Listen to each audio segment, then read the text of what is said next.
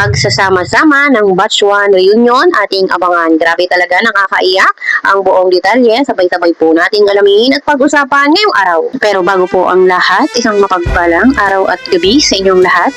Mega love shoutout sa lahat ng ating listeners, viewers, and subscribers saan mang sulok ng mundo, Mapalundon, Visayas at Mindanao.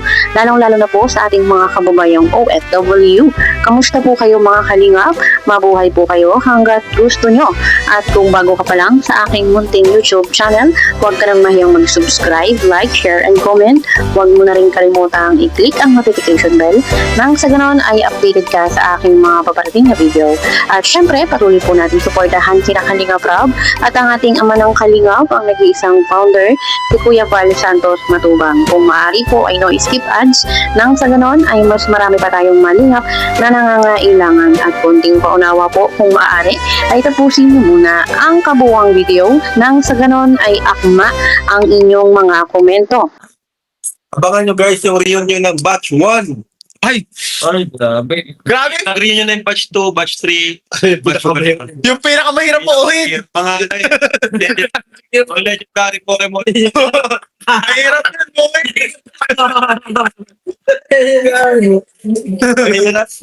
Abangan daw natin guys ang puling pagkikita-kita ng Batch 1. Wala na guys, wala nang intro-intro. Nilabas na agad, di Kalingap Rob. Ayun, at malinaw nga po nating narinig mga kalingap na meron nga pong magaganap na Batch 1 reunion. So, hindi po natin alam kung kailan ito gaganapin, pero kumpirmado na mangyayari nga po ito. At sabi nga po ni Kalingap Ian, ito pong batch na ito ay mahirap buuin. Pero syempre, this time, malay po natin sila ay mabuo. At alam naman po natin itong ating mga Batch 1 na Kalingap Angels ay talagang magigiting at subok na ang katapatan sa Kalingap. Marami ng pinagdaanan, maraming natanggap na pambabatikos, pero hanggang ngayon ay nananatili pa rin na matatag. Si Joy, si Carla, at si Viancy, ito pong ating tatlong magagandang dilag ang talagang umani ng maraming pambabatikos at nabugbog sa mga pambabash. Pero tignan nyo naman po ang kanilang mga buhay ngayon. Meron pong maayos na tahanan, nakakapag-aral.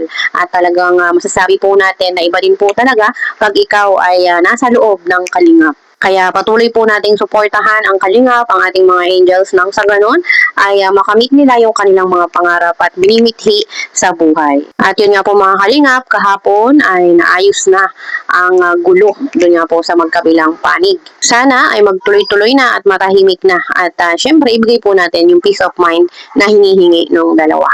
Sobra na rin naman yung pinagdaanan ng dalawa. Alam naman po natin, umpisa pa lang ay talagang bugbog na itong dalawa sa lahat ng mga bashing, pambabatikos at talagang nakakaawa. Pero malay po natin, panahon na lang ang makakapagsabi kung talagang magiging sila pa rin.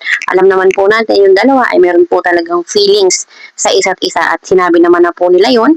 At yun na nga lang, wag po tayong masyadong umasa para hindi rin tayo masaktan. Tulad po nito, malapit na ay pupunta po sila ng Korea at ang pagkakaalam ko nga po ay 27 ngayon pong April yung kanilang flight at yun nga po, hindi natin alam kung ano ang mangyayari doon, kung masusundan ba yung part 99. Pero ganun pa man, tulad nga po ng aking sinabi, ay huwag tayong masyadong umasa para hindi tayo masaktan. Ang magandang gawin ay suportahan po natin kahit magkaiba na yung kanilang landas. At nasa loob naman po sila ng Kalingap, magkikita at magkikita pa rin sila at magkakaroon ng pagkakataon na magkausap pa rin silang dalawa. Talagang kung atin pong iisiping mabuti ay nakakapanghinayang.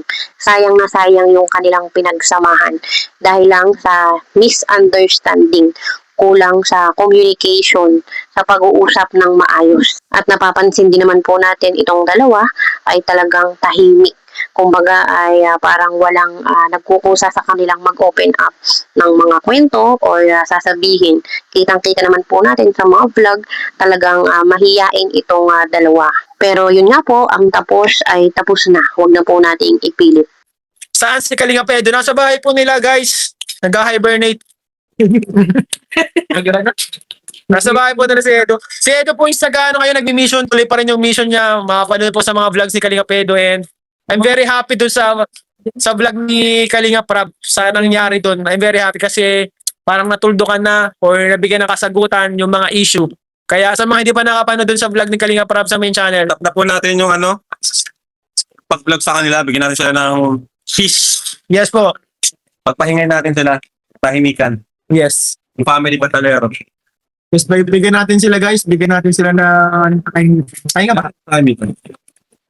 And umalaga, nalaman din natin na okay si Fiancé and si bring naman ng Buds yung side scene. Ang dami daw naiyak, Buds. Ano yun, patay? Teresa daw ng tunay na buhay. Yan, nalagay ko ng part 99. Kasi totoong buhay talaga. Dami.